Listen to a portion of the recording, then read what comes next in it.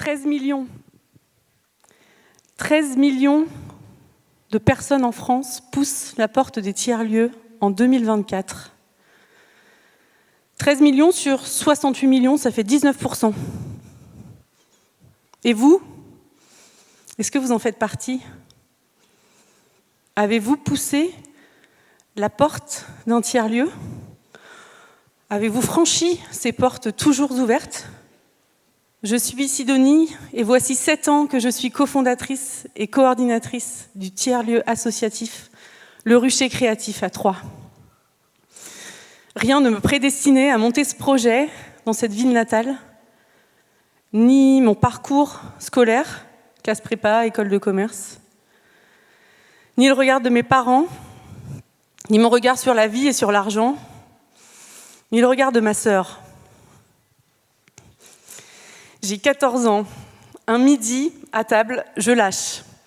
Moi, plus tard, je gagnerai plein d'argent. Et toi, ma sœur, qui veut aider les gens, tu vas bien galérer à gagner ta vie.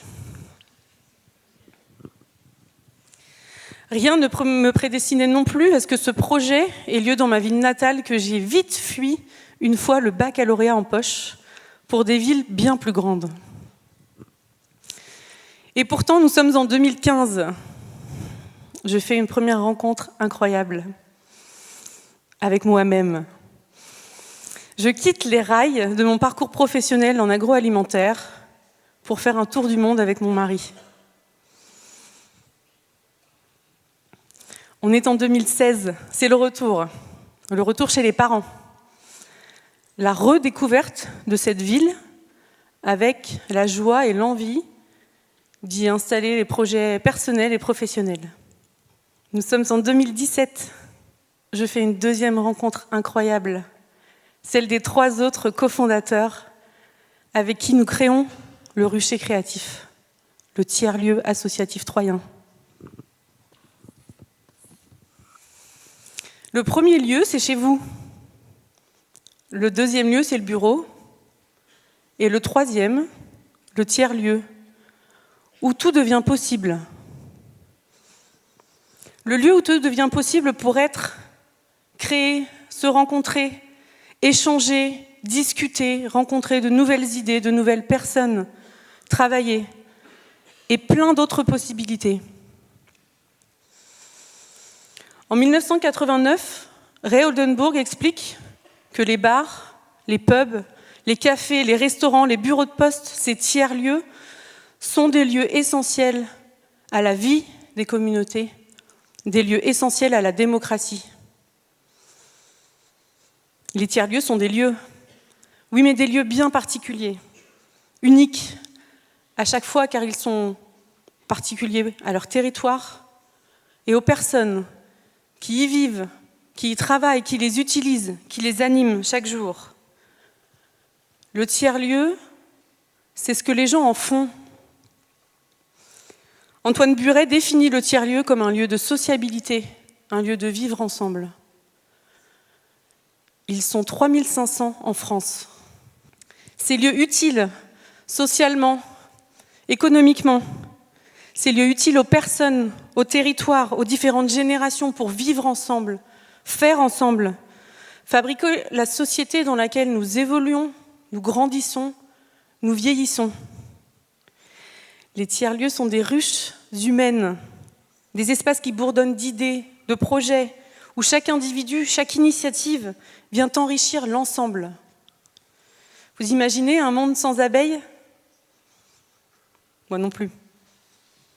Alors imaginez une société sans ces lieux où on se rassemble, où on tisse du lien, où l'on décloisonne les frontières des générations, des idées, des disciplines, des milieux sociaux.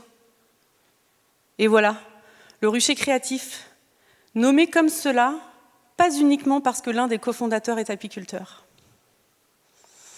Dans ces lieux, il y a au même endroit des cafés, des espaces de travail, des espaces de réunion, de formation, de fabrication, des machines partagées, des ateliers d'artistes, d'artisans, des potagers, des espaces de réunion, des expositions, des conférences, des concerts. On y rencontre des entreprises, des associations, des bénévoles, parfois des services publics, des personnes plus ou moins jeunes, des personnes plus ou moins curieuses, des personnes ni plus ni moins, des personnes qui contribuent à ces lieux collectifs par leur visite, leur aide, leurs idées, leur énergie, leur argent. Et qui, par le fait d'être ensemble, de faire ensemble, font société, pour une société plus juste et plus durable, parfois sans le savoir. Voilà, par exemple, là, maintenant, ici, ce soir, on vous a amené un bout de tiers-lieu avec nous, collectif. Je vous présente Barbara. Nous voilà devant vous sur scène ce soir. Barbara dessine, je parle, on vit le tiers-lieu, ici et maintenant. Regardez, elle capte l'instant, elle traduit en images ce que je raconte, ce que j'essaye de vous raconter. Exactement comme dans un tiers-lieu, chacun apporte sa matière et sa manière unique de voir le monde. La diversité des talents crée la richesse commune. Unique. Pour autant, chaque tiers-lieu est unique. Pourquoi ? Parce qu'il s'adapte. Il appartient à son territoire et aux personnes, à celles et ceux qui le font vivre. Un jour, on m'a demandé, tiens Sidonie, vous ne voudriez pas refaire un rucher créatif ailleurs, vous développer, vous étendre ?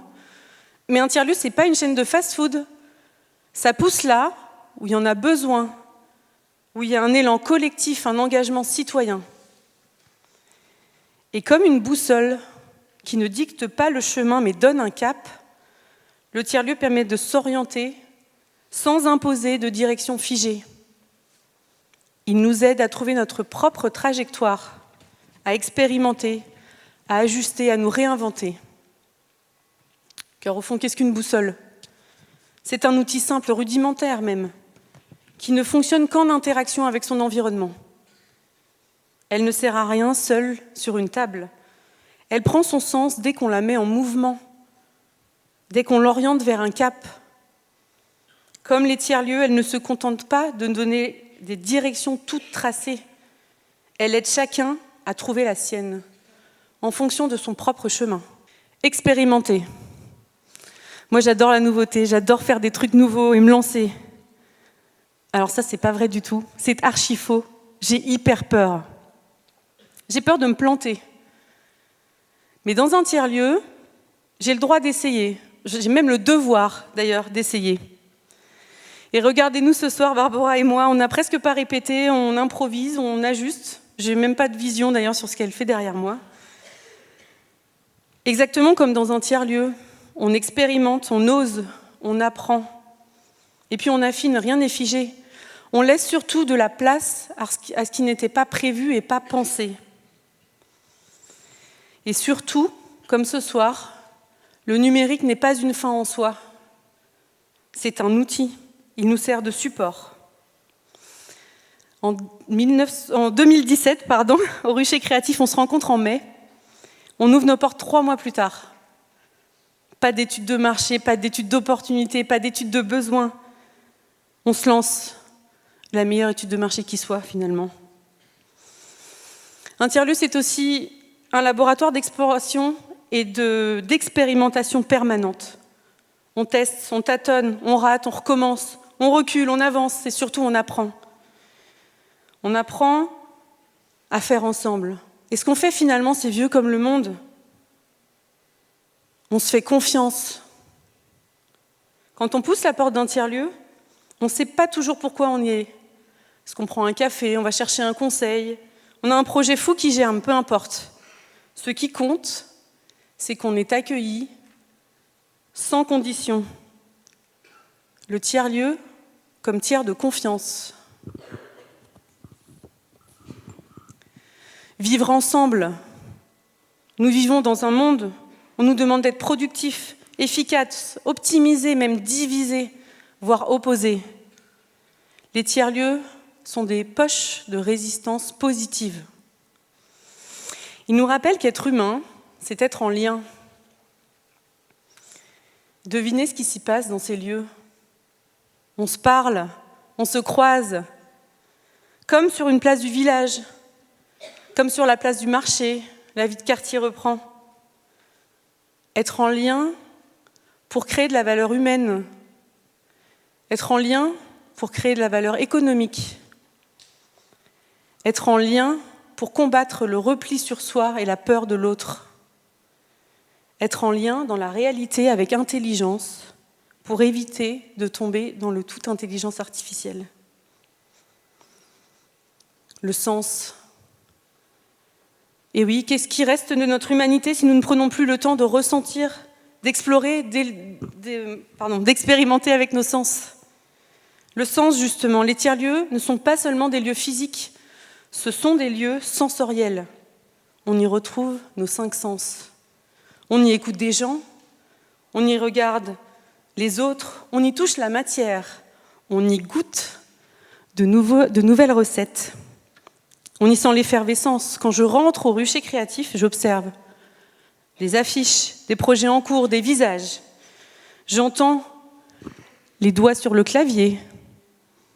Je sens l'odeur du café, du chocolat fondu à la cantine. Je touche des objets créés sur place avec l'imprimante 3D ou un tissu brodé par une résidente. Et je goûte cette fameuse mousse au chocolat. Et c'est là que tout prend son sens. Un tiers-lieu, ce n'est pas juste un lieu, c'est une manière d'habiter le monde autrement. Et dans ce monde qui change, les tiers-lieux sont les laboratoires du futur. Des terrains d'essai pour les nouveaux modes de travail, la transition écologique, l'innovation sociale. Ils sont des incubateurs d'idées, mais surtout, ce sont des lieux où l'on passe à l'action. En fait, on ne réinvente rien. On met juste des personnes, des idées et des projets au même endroit, alors qu'ils, elles, existaient auparavant séparément.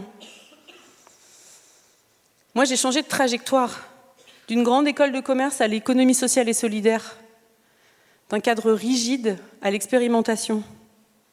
Et je sais que je ne suis pas seule. On est nombreux à chercher un monde qui a du sens. Je voulais changer mon monde, et je contribue à changer le monde, en contribuant à construire du commun avec Andrei, Dominique, Gilles, Marie, Gilles, Magali, Thierry, Elisabeth, Pablo, Loubna, Benoît, Alexandra, Emeline, Anne, Nathalie, Jérôme, Nicolas, Anaïs, François et tant d'autres. Et vous, c'est quand la dernière fois que vous avez écouté, regardé, goûté, ressenti quelque chose de nouveau, même dans un de vos environnements le plus banal? Ensemble, on n'a qu'à le réinventer, ce monde, qu'on arrête de chercher ailleurs si c'est plus grand, si c'est plus beau, si c'est plus fort, et qu'on commence à cultiver nos propres jardins, pour citer Voltaire. Car notre jardin, c'est tout sauf de l'égoïsme. Notre jardin, c'est le monde. Alors vous venez nous rejoindre ? Nous, les 13 millions d'humains et d'humaines en France qui contribuons déjà à un présent meilleur, nous, les 13 millions qui changeons déjà le monde grâce au tiers-lieu. Venez.